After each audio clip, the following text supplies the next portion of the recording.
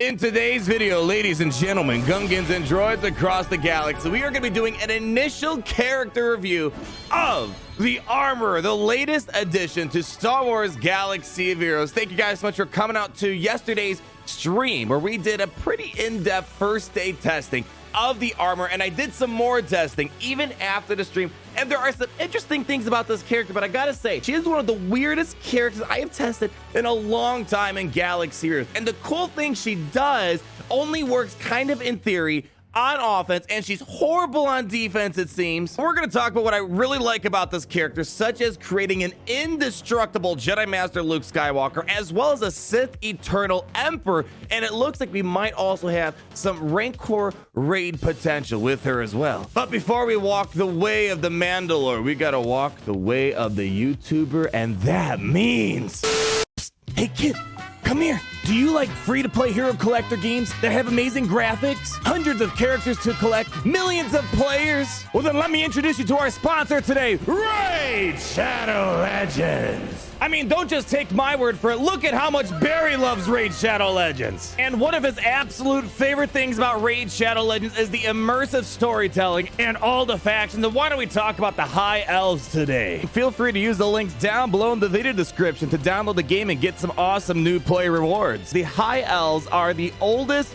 race in the Talarian League, historically allied with the Bannerlords of the Sacred Order, and their support has helped forces of good stand against the forces of evil for thousands of years. You gotta play Raid Shadow Legends to experience the High Elves in all their glory, and while you feast your eyes on these characters, let me tell you what Raid Shadow Legends has been up to. Just last month in December, Raid Shadow Legends released their biggest update ever, with the main event being Doom Tower. It's a giant tower with 120 floors, a bunch of secret challenge rooms, and 12 difficult bosses to take on. If you want to get a huge head start in Raid, all you have to do is hit the link in the description, and if you are a new player, you'll get your free Void Champion Bulwark, 50 gems, an XP booster, some energy refills, and even an ancient shard as soon as you get in game. All this treasure will be waiting for you right up here, but you gotta be quick because these rewards are only available for the next 30 days.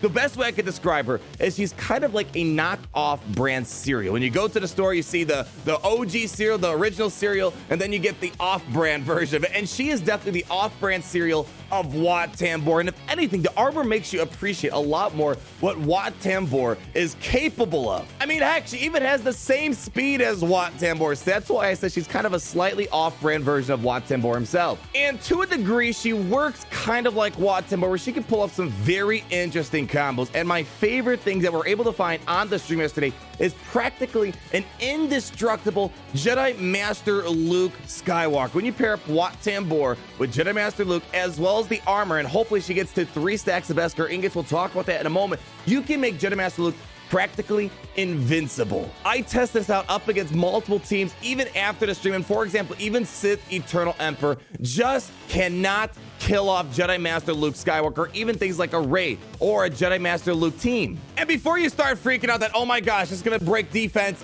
probably not. She is one of the worst defensive characters I have seen in a very long time in Galaxy of Heroes. The other thing I wanted to test out after the stream was Sith Eternal versus Supreme Leader Kylo Ren. There was no Supreme Leader Kylo Ren readily available for me when I was doing my testing, but I tried out Sith Eternal with the Armor. You're able to make Sith Eternal also indestructible, and especially against Supreme Leader Kylo Ren, that is definitely something to note for sure. That's probably the most practical thing out of all my testing, is Sith Eternal with the Armor is invincible on offense and can win versus a Supreme Leader Kylo Ren. Whether or not beating Supreme Leader Kylo Ren of Sith Eternal is something of note to you, I'll leave that for you to decide. There are compositions of Sith Eternal that were already able to beat Supreme Leader Kylo Ren, and furthermore, there's actually non-legendary free-to-play counters to Supreme Leader Kylo Ren. So that's why I'm not overly impressed about it. But nonetheless, Sith Eternal is hard countered by Supreme Leader Kylo Ren, more or less, and the Armor kind of seems to insulate that hard counter and makes it seem like Sith Eternal doesn't really care as much about Supreme Leader Kylo Ren. I was able to do brief testing with the Armor inside of the Challenge Rancor raid yesterday. Problem is, I only have about an 8-minute window to test something out, and then the raid just quickly expires, so I wasn't able to do extensive testing. But so far, in the initial testing I've done, with the Battlejuice, Wat Tambor, as well as the armor combo that I showed you in Arena a moment ago. It seems like Jedi Master Luke is even indestructible inside of the challenge Rancor. I tried him out in phase 3. I kind of regret not trying him out in phase 4, where there's no Devour. But from my testing, Jedi Master Luke was standing by himself, and the Rancor just could not kill him off. And he had to wait till Devour to get rid of Jedi Master Luke. Now, Jedi Master Luke can't really dish out that much damage in the Rancor raid, especially during the later parts of the raid, because your damage starts to ramp down. But in theory, there's probably a team out there with the armor, maybe with Sith Eternal, maybe with Jedi Master Luke, maybe Supreme Leader Kylo or Rey, that can create a very durable galactic legend to survive a long time, even after the enrage. So more testing when I have access to another Rancor raid. I'm going to be trying that again. But I think there's also a lot of possibility with Sith Eternal and the armor in phase 4. And the reason why this works so well, I'm going to play it in slow motion for you guys. When you have Wat Tambor, as well as having the armor, well, if you give the tank tech from Wat Tambor over to Jedi Master Luke Skywalker, well, firstly, you're gonna be able to self-cleanse yourself when you take a turn, but furthermore, you're able to recover 30% protection at the start of your turn through Wat Tambor, and then when you finish your turn, you're gonna be recovering 30% protection through the armor. So we were about 360,000 plus protection being regenerated every single time Luke came around to a turn, and that is absurd. And that's what makes him indestructible. But let's pause there and transition to what I don't like about the armor, and that is kind of a lot of things. The stuff she does seems to be focused more on galactic legends. The most practical use is maybe with the Sith Eternal, and the scary indestructible stuff with Jedi Master Luke doesn't seem practical at all on defense, and her Mandalorian led team doesn't seem to be all that good. And furthermore, the teams that she pairs decent with, they're already able kind of to do the same exact thing even without her. And I'm talking about Beskar Armor Mandalorian. We were really hoping that the armor was going to be a good addition to make Beskar Armor a little bit better, but it doesn't seem to be the case. She works fine with him, but Beskar Mandalorian was able to do perfectly fine without the use of the armor to this day. So in theory, if you can get Wat Tambor to get over to Jedi Master Luke, which he always does on defense, so we know his AI works fine, and you can get the armor to also do the same thing and get to 3 stacks of Beskar ingots and pass over to Jedi Master Luke Skywalker. In theory, on defense, this should be one of the deadliest teams ever and practically indestructible to be, unless you're able to stop the armor from passing over the Beskar armor to Jedi Master Luke Skywalker. But here's really the big problem. I think if her AI was able to work better on defense, I would be a little bit more impressed with this character, as well as others. The problem is she looks like a crazy mad lady that doesn't know what she's doing on the field. Now, let me emphasize this. The way we're able to test out the AI was just placing it on auto and see what her natural behaviors are. Now, maybe when she's actually on defense, the behavior might be a little bit different. I haven't been able to test it out, but just putting her on auto, she doesn't know what she's doing. At least with Wat Tambor, you have the confidence. You know what he's going to do, even on defense. You are not going to have that confidence with the armor. And maybe that's the balancing factor, because the developers don't want teams like Jedi Master Luke with Beskar armor and the Sith Eternal to be sitting on defense. I'm going to show a couple of examples here, but firstly, there's a couple of problems. Even when she has 3 stacks of Beskar ingots and she has the opportunity to use her earn your signet ability to pass over her armor to someone, she doesn't use it. She still opts to use her second special if it's available, and it's a complete waste to use it if she already has 3 stacks of Beskar ingots. And I think the biggest issue is when she does have 3 stacks of Beskar ingots, the biggest problem is her giving it to the right person. In all my testing, it seems so random who she gives the armor to. Now, maybe it's going to be something we figure out. Maybe there's a system to what she's doing. It's hard to tell right now, but she gives it to probably the most useless people. Like, for example, when I put the Sith Eternal team on auto, she was giving her armor to Darth Revan. It's like, no, I wanted it on the Sith Eternal. She's not doing that. And same thing with Jedi Master Luke. It seems like she doesn't want to pass over her armor to Jedi Master Luke Skywalker when the opportunity arises. And that's why I say this is probably going to be mostly an offensive use with the armor. All right, but how about we stop talking about Galactic Legends? The overall review so far has been that she seems to do well with Galactic Legends on offense, and the cool indestructible things we see are not practical from a defensive setting, at least as of now. The other things to talk about is how does she work with other teams? And let's talk about the Mandalorian team. So this is the first time we were able to test out a full Mandalorian crew due to the recent addition of the Mandalorian tag. And through her leader, our survival is our strength, which is definitely a bit reminiscent of the Battlejuice Jedi lead. I'm just gonna tell you, Chief, there's not much there right now. I know the advertisement marquee that makes it look really good. Don't fall for it and let that be your indication to buy her and to gear up the Mandalorians. There is definitely not a good Mandalorian team right now. We brought in full relics with our Mandalorians, mostly Relic 7, up against a Gear 12 Geo team, and we lost, not even putting a scratch in them. But we did try as well with Beskar Mando lead, and still doing the same exact thing. You're able to beat Grievous, kind of beat Darth Revan, so she's not adding anything that we were hoping for to Beskar Mando's viability. When I first heard the armor coming, I was really hoping that she was going to help amplify the whistling birds on Beskar Mando. That is not the case. I don't think she is going to be the answer for Beskar Armor Mando to be a better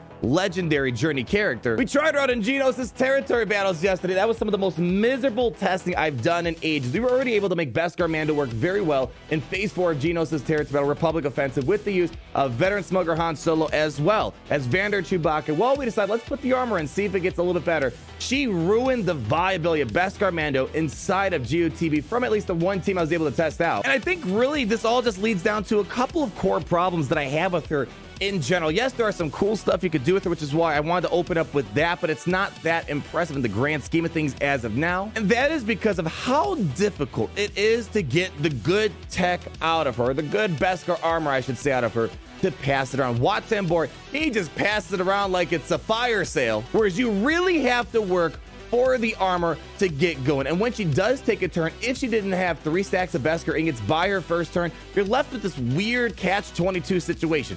Do you want to pass over just 2 stacks of Beskar ingots to a character? And it's okay if you do that, but you're really not going to be getting the good bonuses with the 100% counter chance and not being able to be critically hit, which is incredibly important to pull off these indestructible combos. So you end up either losing out on the 3rd stack and you just kind of give in, or you play your cards, see if you can survive and your team can survive long enough until you can get her to another turn with 3 stacks of the Beskar ingots. And a lot of stuff can go wrong really quickly. Either one, your team just starts dying left and right, her cooldowns get increased by Jedi Knight Revan or General Anakin Skywalker critically hitting him, or fear, or she can just die by the time she gets a turn. So really, it seems the best way to get use out of her is using her on offense with the Galactic Legend and trying to get her 3 stacks of Beskar ingots right away at the beginning of battle. And as I showed, there are a couple ways of doing that, such as Sith Eternal against Supreme Leader Kylo. It's easy to trigger her unique ability, both Hunter and Prey. She gets it a stack of Beskar ingots, and boom, you can pass over to armor. Cool, we're in business. Or another great example is I tried her out with Rey and just one resistance hero, that being Finn.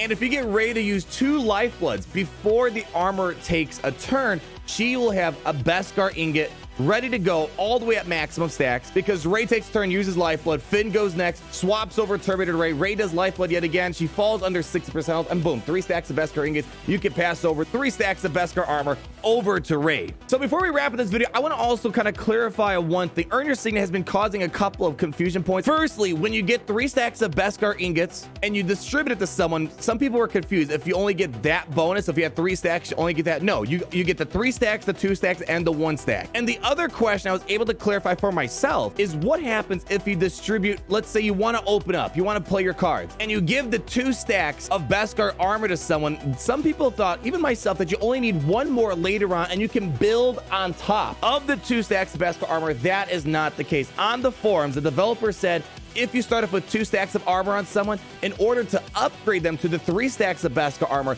you got to get 3 stacks of Beskar ingots on the armor yet again. So that is why you have to be really careful when you distribute your Beskar armor, because if you want to cash in right away at the beginning and not wait for the 3 stacks where really the good stuff is in general, you either got to wait till you get the 3 stacks of Beskar ingots, then pass it, or do 2, try to get 3 again later. And then is the Zeta worth it on Earn Your Signet? Well, it adds the counter chance. I would say right now, hold off on Zeta. The counter chance is nice, but that is not the most important thing. I prefer the anti-critical hit capabilities that 3 stacks gives you. And modding wise, I recommend modding her for speed and get a health set going, either with health, protection primaries, or defense primaries. She just has to survive as long as possible to distribute as much Beskar armor. She is not a good damage there by any stretch of the imagination. Thank you guys so much for watching. Like if you did enjoy the video, comment down below on all your beautiful thoughts, and be sure to subscribe so you're not missing a thing, because as always, baby, it's great to be in the Empire today.